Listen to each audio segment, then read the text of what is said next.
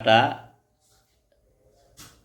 Green colour క్యాబేజ్ని కోసి ready పెట్టుకుని దానికి కావాల్సిన ఐటెంలు రెడీ ఉన్నాయి. స్టవ్ అంటు పెట్టినాం. స్టవ్ పైన మట్టి కంచుడు పెట్టాం. 2 చెంచాలు నూనె పోసుకోవాలి.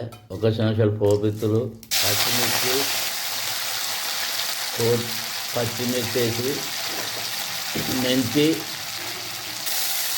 ఉల్లిగడ్డలు, కొత్తిమీర, 1 చెంచాడు అల్లం వెల్లిపాయ, 1/2 చెంచాడు ఇంగు, 1/2 చెంచాడు పసుపు, పచ్చివాసన వేదా గోలించుకోవాలి.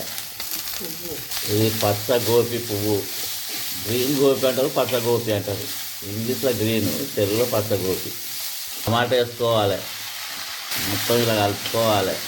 2 చెంచాల కారపొడి వేసుకోవాలి. తగినంత ఉప్పు వేసుకోవాలి. మొత్తం కలుపుకొని చిన్న మంట మీద 20 నిమిషాలు ఉడికించుకోవాలి.